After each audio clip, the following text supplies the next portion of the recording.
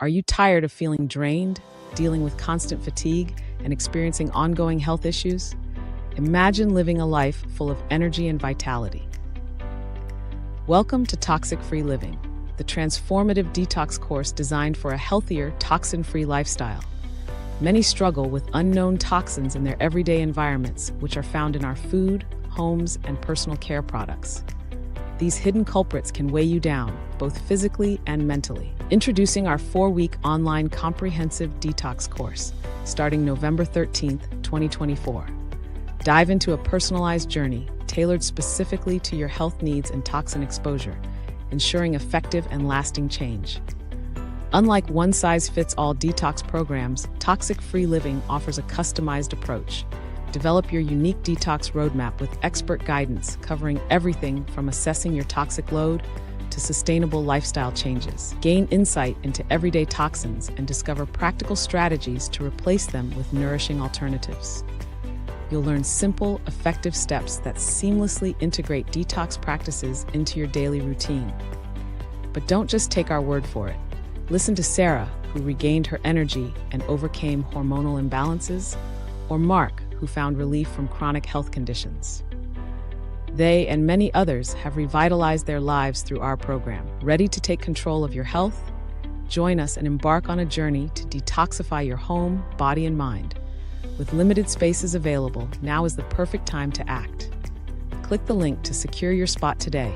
Start your toxic-free journey today and embrace a life of vitality and well-being. Remember, a healthier you awaits with Toxic-Free Living. Transform your life for the better. Join us now and take the first step towards a vibrant, toxin-free future.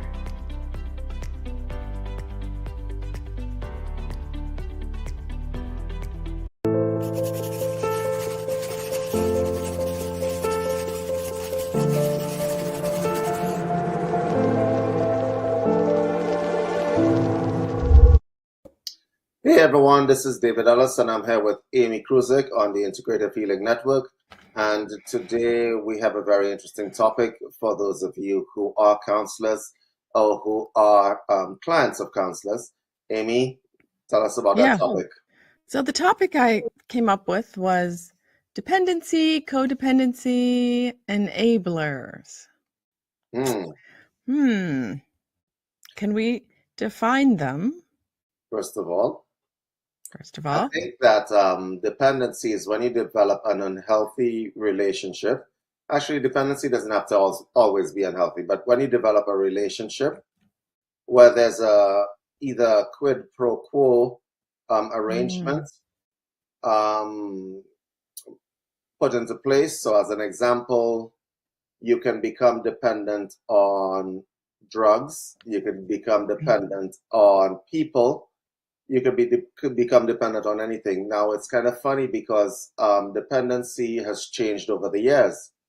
You remember back in the 60s where the man went out and went to the office, smoke a cigar, whatever, came back home, and there was a woman waiting at home for him with a hot cooked meal and all of that stuff. Yes. Yeah, so a lot of people would look at that as dependency. In rural areas, you would find that people are dependent on each other because, well, their lives depend on it. So neighbors are dependent on each other. So you fix my roof one day, I'll help you fix your fence. So there's dependency, but some dependency can be kind of in the line of cooperation. And some dependency can be kind of in the line of, I need you. My life is meaningless without you. Yeah. And then that can turn into codependency, where they're looking for validation. Yeah, now that's an unhealthy relationship between people for sure. Yeah. So as an example, let's check the lyrics of a few songs. I can't live with or without you. Oh, yeah. Oh my God. How do I breathe without you? I can't live with or without you. Yeah, that means that you're dead. But Yes. So I can't live with or without you. How do I breathe without you? You are the air that I breathe.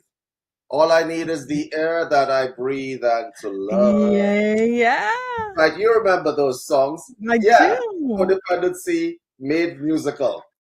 Yes. So Wow, that's your what? healthy relationship. Come on. Yeah, that was imprinted on our brains, wasn't it? Yes, it was imprinted on a whole bunch of people's brains when they were growing up. Yeah. So Yeah. codependency is an unhealthy relationship with people, and it usually goes both ways, hence the term codependent. So if you have a man, as an example, who believes I am the bomb Mhm. and the detonator and the charging device and the explosive all together, and then you have a woman who believes that she is like the dirt that people walk on, The doormat. yeah, who has self-esteem issues, then that person and that man get together. She praises him, he puts her down. There's an unhealthy relationship developing, and so they become codependent on each other for certain kinds of validation. Okay. How do people know that they're in that? What would be some of the, I mean, maybe people like that too, right? Some people like it, yes. Yeah, some people are like, okay, it's almost as if you just give up on yourself and just say, okay, I'm just going to go with this. So you asked a very interesting question there. How do people know they're in that? Yeah.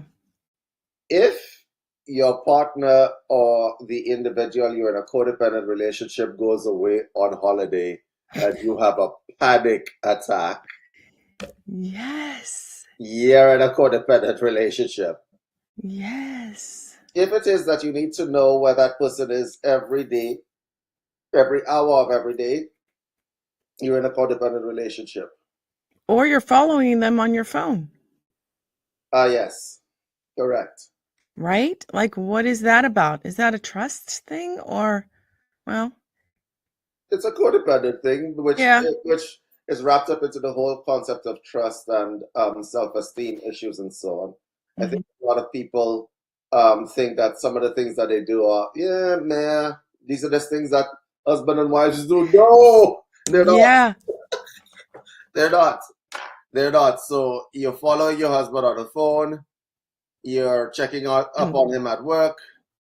You're calling your wife multiple times a day. That might be a good thing. I mean, it's not just a message saying, I love you, Yeah. Yeah. right? Right. Not just a random message. It's like, I'm sending one at 9, I'm sending one at 12, I'm sending one at 3, and then I'll come back home, okay? Right? Yeah, that's not normal, right? A lot of people would be watching this broadcast saying, David, there's absolutely nothing wrong with that. Yeah, there is. Yeah. It means that you're actually timing the amount of times that you send that woman that message at certain times, which is very inorganic, Mm-hmm. which means that you have an agenda, which means that, yeah, that's a problem. Yeah, that's a problem. That's a problem. All right. What would you just said what the man might or the woman, would that be the woman that you just said was following Well, the man? both of them could be that, right? Like as an example, and we covered this before. If you marry a man for money, you are in a codependent relationship. Why? Because you have decided that you can't get a job and make money on your own, which is self-defeating and has a low self-esteem attached to it, right? So you're in a Yes. codependent relationship. And if Yeah. the man who's the traditional provider is, a man has a traditional provider instinct. I'm sorry, let me rephrase that. Should theoretically have a traditional provider instinct. However, Amy, some men take this protective instinct as a sort of financial, what do you call this? Financial manipulation. Mm. Mm-hmm. Mm-hmm. You want to get your nails done this week? Well, you got to make me happy. Yeah. Never a good thing. Or uh or it's like I make the money, so that's my money, so you need to ask for money. What about that type of relationship? Yes. because Yes. you stay at home and you take care of the kids, but I make the money, so I need to follow the money trail. I need, Yes. Yes. Like putting little seeds where the birds come and peck at it. yes, Right? Yeah. And yes. you have a human being. That is financial enslavement. It's never a good thing. Mm-mm. Never a good thing at all. No, So not a yeah, good thing at all. I think a lot of people are in codependent relationships. They don't know it. It just feels natural to them. But what about the woman that okay, that let's use that relationship, and she's like, well, now it's almost as if she understands what's happening. Oh, okay, I feel I'm dependent on him. Then she may sneak around that, get a secret credit card. I'm sorry, It but sounds like a client. It sounds like that's a client situation, isn't it, Amy? Okay. um, So here's the thing, right? there's a sneakiness right there because they get clever and they're like, they feel disempowered, right? Like, oh, I now think, he's, yeah, honestly, I think certain people figure out that they're in codependent relationships a little bit late in the game, mm-hmm, and then they do sneaky things, mm-hmm. such as I know the nail appointment costs $20, but I'm going to ask for 40 and pocket the 40 and save Yes. it so that I can get myself out of this prison and get financial freedom and so on. And a lot of people do that. Yeah. Yeah. A lot of people do that. And then there is the whole enabler situation. Mm. Okay. Okay. An That enabler would be they support the behaviors is correct. of, Correct. So, yeah, they support the behaviors, they enable it, and it's exactly what it says it is. It's enabling, right? So, as an example, um, if somebody's a deadbeat, yeah. you don't have to get a job. No, no, no, it's okay. Yeah. You can get a job tomorrow or the day after. Oh gosh. Oh, you don't have to quit drinking right now. No, no, no. You can do that tomorrow or next week after that reunion that we're going to, because you're way more fun when you drink as opposed to not. Right. Okay. So wait a minute. It came to me. So there's a payoff for the enabler to be doing this. Yes, the payoff is that the person thinks that you're their friend and that you're in their corner, right? Mm-hmm. So you're afraid that in the corner. I remember there was a young lady that I met. We were doing broadcasts and stuff like that at the time. That was years ago. And she was like, I don't think I can do the broadcast thing. And I'm like, should I be like other people and say, well, when you're ready, you can do the broadcast thing? Or should I just, set up a broadcast for her? And let me tell you, it worked out better than I could have hoped. So sometimes it is better to stop enabling people in certain kinds of behavioral patterns and to, that cliff that they're looking down, just right? And then, and then, and then you see that they can actually swim. They can absolutely swim and be awesome. So Mm-hmm. I think a lot of people who are enabling, if you're listening to this would be your sign. Mm-hmm. Stop enabling people. Get them to do what they're supposed to actually be doing in order to become fully functional human beings. Yeah. Yeah, because it's so close together, right? Enabling and codependency. Mhm. Because they can switch roles at times, Correct. right? They can kind of like, oh, you helped me, so I'm going to help you. And they stay in that. It just feels like a loop to me, I right? think I think the most we see the role switching that you're talking about happen Yeah. is in like where there's drugs in a household. So the alcoholic wants to reform and go to AA. The Mm-hmm. enabler says we could do that next week after the reunion. Okay? Yeah. Right? But then what happens after that is that the person who enables that person may have a situation where they have an anxiety disorder. And the alcoholic will tell them, no, it's okay, it's okay. Yeah. Right? Because they interpret it in their minds as a kind of compassion. They have Yes. to stop drinking, right? So they interpret it as a kind of compassion to each other, right? You see this word compassion, it's very, very tricky, Mm-hmm. right? There is such a thing as too far east is west, right? So when you are overly compassionate to people, you enable them. And Yeah. so, as an example, if somebody is being like has a dependency on drugs or any kind of addiction, it is not in their best interest for you to tell them, you could do this next week, or it's okay, you can do this after. No, get it over with now. Mm-hmm. It's that tough love kind of thing. Sometimes tough love is Yeah. advised, right? And Yeah. sometimes it isn't, but sometimes it is advised. I also think that codependency and enablers, it's kind of a thing like a game. And it's like to avoid the confrontation that's actually happening, the elephant in the room. More Yeah? like, more like the dinosaur. The dinosaur. Right? Because the discomfort and the conflict, that ensues there.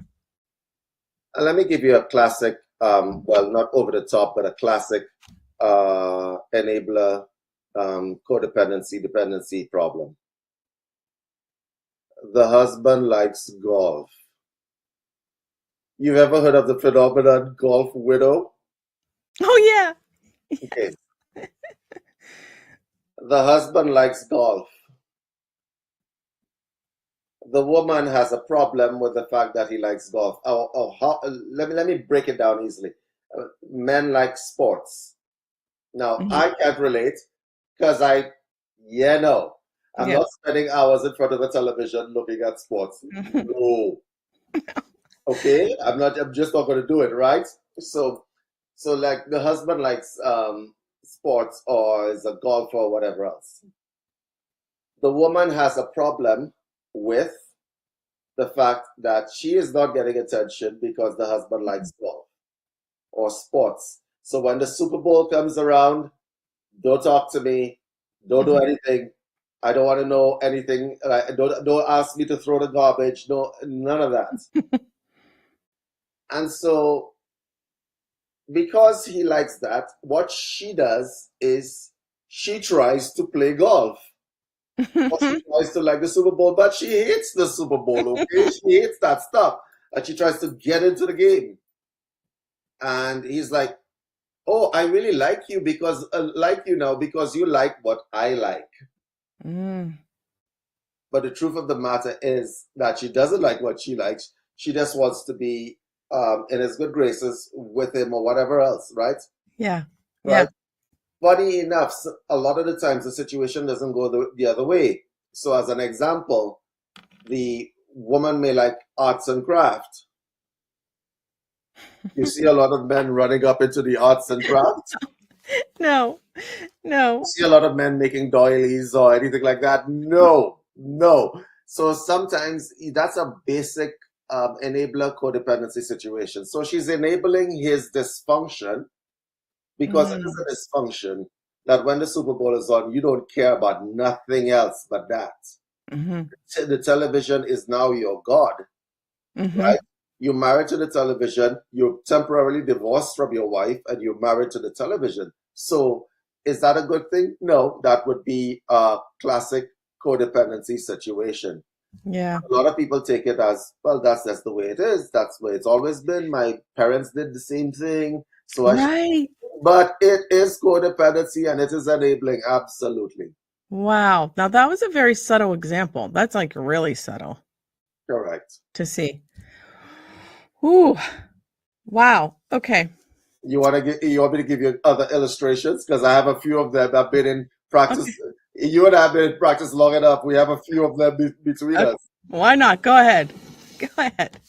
Okay, let me give you a very practical situation. You have a therapist, and this is a danger for all the therapists who are listening to this. Mhm. The client depends on you to be there. Mm-hmm. And I mean depends, right? So let's say you're a massage therapist, and people are like, oh, my massage therapist, I have to go to my massage therapist at XYZ time, at whatever time, whatever the case may be. And then you find out that your therapist is going on vacation to Cuba. You find out that your therapist is going on vacation to Cuba, and you're freaking out. What am I going to do without my massage? I don't understand.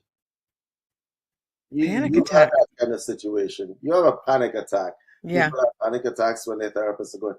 A lot of people have unhealthy relationships with their therapists and their doctors or whatever else, because they just depend on them to be there. Yeah, they do. Well, that has to be, what is that? Why would you think your doctor, you're at your beck and call all the time? Because the doctor enables them, because the doctor makes money off of their dependency on him. Wow, yeah. Or the therapist makes money off of the dependency on him. So you're not actually trying to get someone to stand on their own feet and take charge of their health and ownership of their health. Mm-hmm. You're just billing them. Yeah. And that person becomes part of your rent income for the month, right? And so a lot of people become very dependent on their therapists and their doctors or whatever the case may be.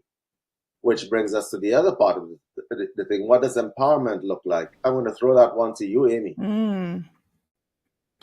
Well, to me, what came to mind is empowerment would be just being yourself, being who you are, empowered by your own, I'm going to say, engine inside, right? Yeah, because you're not siphoning energy off of people to make yourself, well, for want of a better word, enabled. Right? Yeah.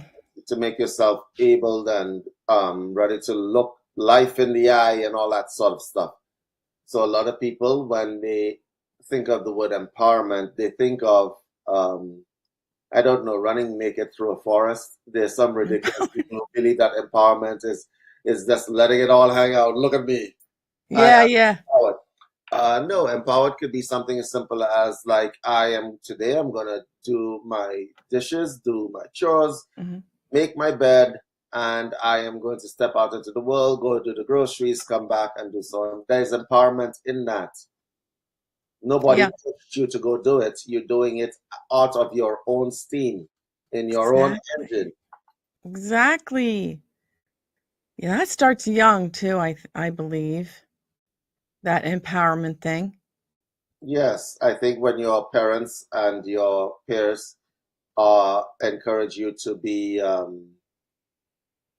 standalone entities in the world, functioning off of their own capacity, so to speak, then you grow up to be an empowered person.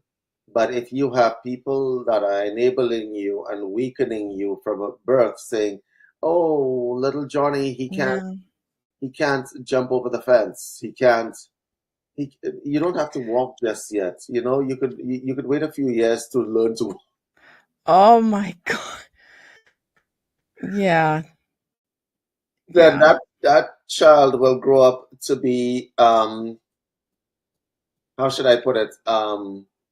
The kind of child I think that they could put stuff off, and they wait for encouragement from people to become fully functioning adults.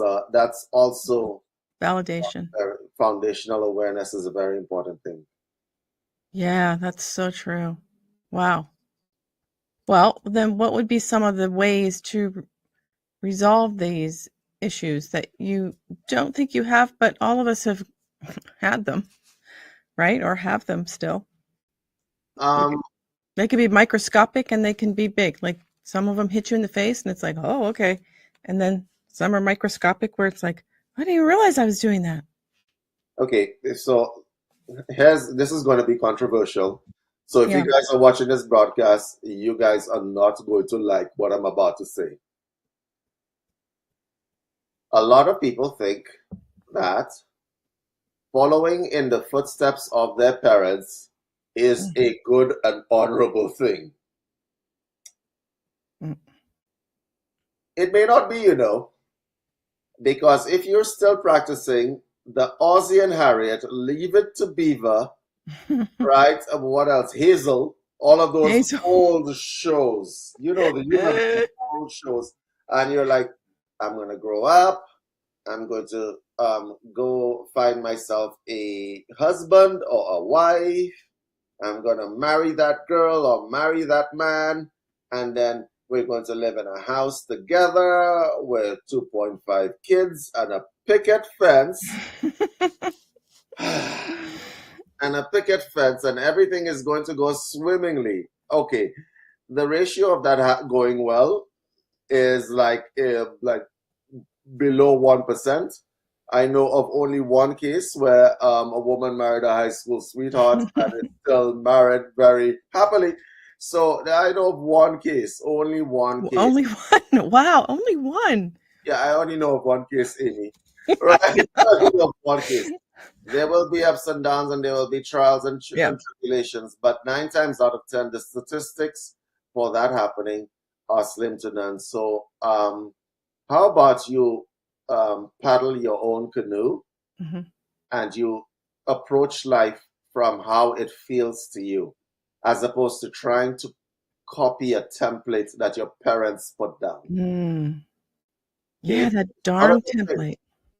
Yeah. Yeah.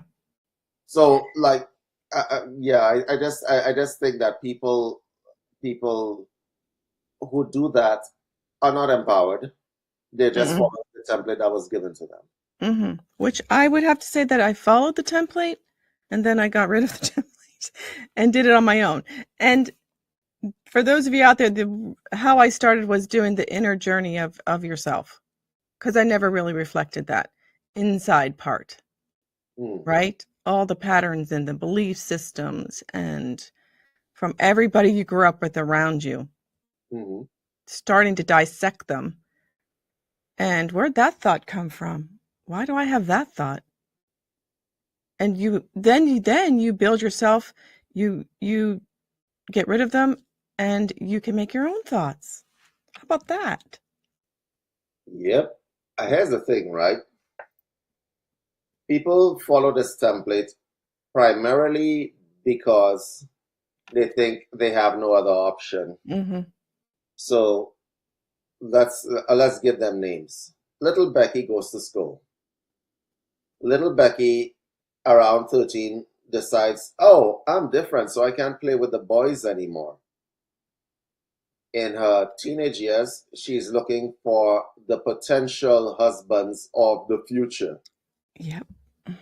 She goes to high school, she may go to university, as the case may be, and she's looking for the husband. Okay, so she meets the husband, and she thinks she has to do certain things to procure the husband, because that's what the template tells you to do. Okay. Small issue. Little Johnny goes to school. Around 12, 13 years old, he realizes there are changes to my body, etc., etc., etc. And around 16 or so on, he is not looking for the husband, for the wife, sorry. Right. That's not what he's looking for. That's not what the template told him to do. The template told him to look for the best woman that he can find and have some fun along the way. That's what the template told him to do. And so what he's doing is a straining process of out of the 10 women, 2 or 3 of them are possible long-term partners. That's his modus operandi. Mm-hmm. Things have changed. So it's on both genders now, both sexes, okay? And so you have a situation where what's happening is that he's doing a screening process to try to find the best life partner for him. Okay? And each one of these people that he goes through is trying to be a life partner for somebody. Nobody wants to be alone. Mm-hmm. But you see, even in that statement I just made, nobody wants to be alone. That is a lack of empowerment.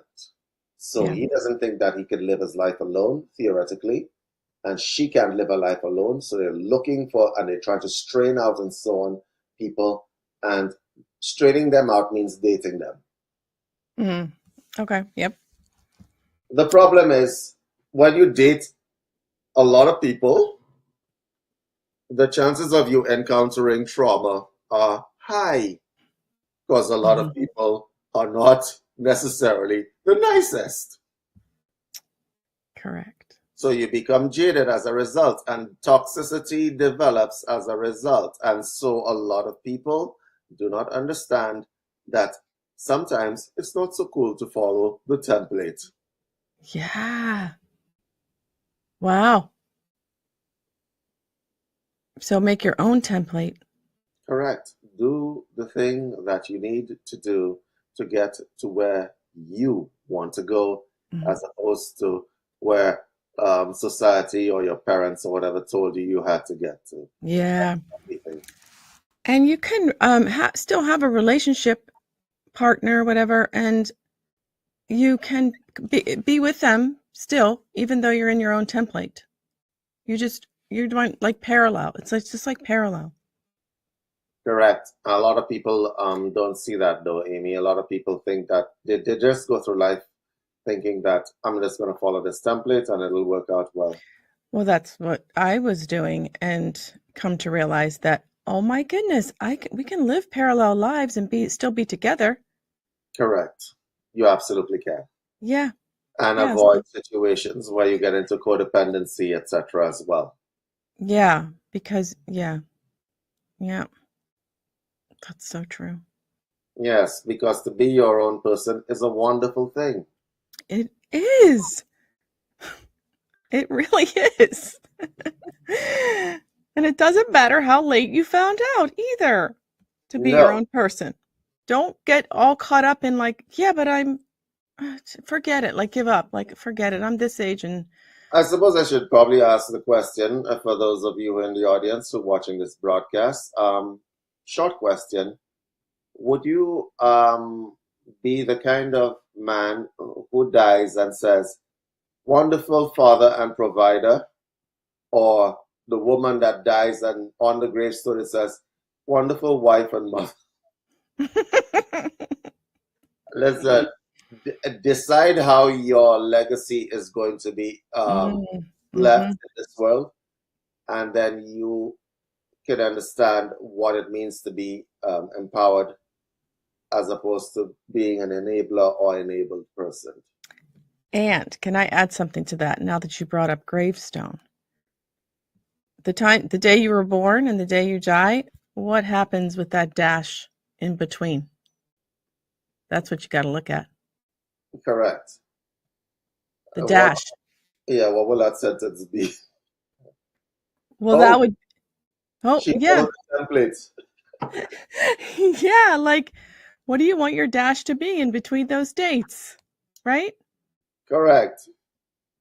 And so, guys, we've come to the end of our broadcast. Let us know what you thought about our discussion. If you think you're following the template, if you are an enabler, whether you are a codependent person or you're just dependent, right? Or whatever the case may be, let us know in the comments below. Amy, please give these people a way to get a hold of you.